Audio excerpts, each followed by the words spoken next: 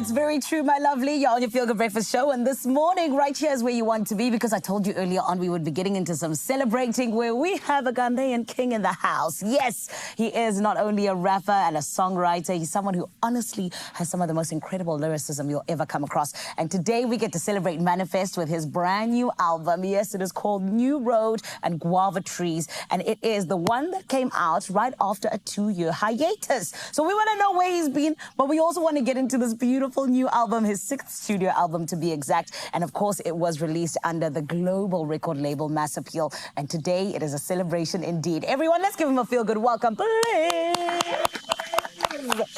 Manifest, how are you? I'm very good. That was a wonderful introduction. It's the truth. I forgot award-winning, actually. Oh, man. You know that's right. Yes, exactly. How are you in terms of just, having put out this body of work? How's it been going? It feels so gratifying, Yeah. Just putting in work for years and then being able to put it out in the universe. And at that point, you don't control it, but yes, just watching and listening to people respond to it is a beautiful thing. Yeah, and the music sounds so good. Thank and you. We're going to get to that. But I always want to take it to the beginning, because I feel like, you're someone who was born in Accra and now you're taking over the world. Speak to us about what it was like actually growing up in Accra and, the way in which it influenced your music even. Yeah, I think growing up in Accra, I was exposed to many facets of life. I like to say I was an outside kid. Okay, why? Because I loved being outside. I was not a video gamer. I was the one who was playing football in the streets. Yes. I loved being outside, and that, you get to interact with a lot of people, music. Yes. So I wasn't just listening to the music that was home. I was listening to music that was outside. I also remember growing up and there weren't that many TV or radio stations. Really? So we all got to see the same thing at a point. Oh, wow, guys. Yeah, but no, it was great generally growing up, and I think in a very typical urban African environment where you get to really feel like African culture, but in a very specific way. Yes. Where you get the vibrations of the city and the many multiple characters that are in it. Yeah. That for me forms the basis of a lot of what I do, the storytelling, because of childhood encounters with a wide array of people. That's beautiful. Let's see if we really are the same. Do you still wash dishes at home? God forbid. So we're not the same. We're not the same. They say to me, you might be on TV, you're still going to wash those dishes. No. I mean, listen, I have a son, and I definitely physically wash dishes with him once or twice, but that's good. It's not a preferred thing for me to do. Okay, I've done enough in my childhood. Okay, fair enough. But talk to us a little bit about, when we now speak about, your family and the support structure that you grew up with, were they saying, yes, go into music, follow your heart, or was it a little bit of a struggle here and there? No, it was no struggle, because I really clocked what you had to do with African parents and African families. What did you have to do? You don't ask them permission, you just do it.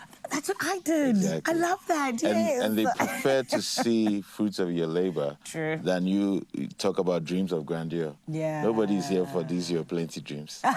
You have to, as they say back home, show working. 100%. So for me, it was a smooth road, because I showed working, and also, to be honest, I really begun professionally outside.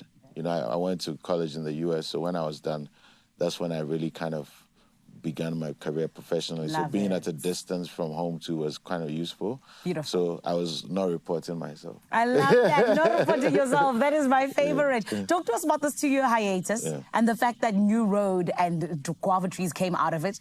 Please just give us that, that journey and how it all just came together. I mean, one could call it a hiatus, but for me, I think it's it's a planting process, and as an artist sometimes, especially not a new artist, somebody who's been doing it, yes, I think evolving requires a bit of introspection and also spending time to really figure out a new road. Yes. And so for me, that's what it was. It's just trying to figure out something, the dope next steps, and I figured out that in the process, and I'm quite pleased with that. That's beautiful. And the new album, I mean, here you come out of your semi-hiatus and you're like, bam, guys, here's the music.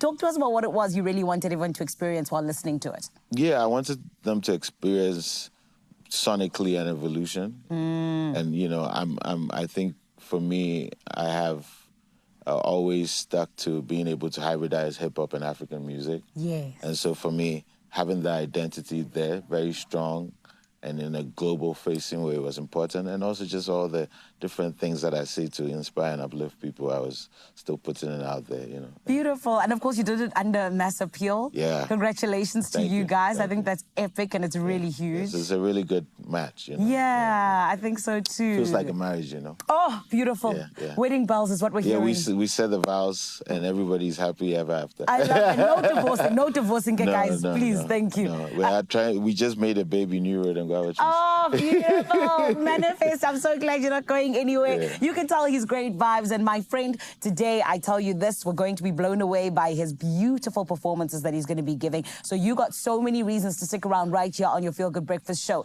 But with that being said, of course, we always have vibes in Johannesburg. KTZ Foshizi, what's going on, honey?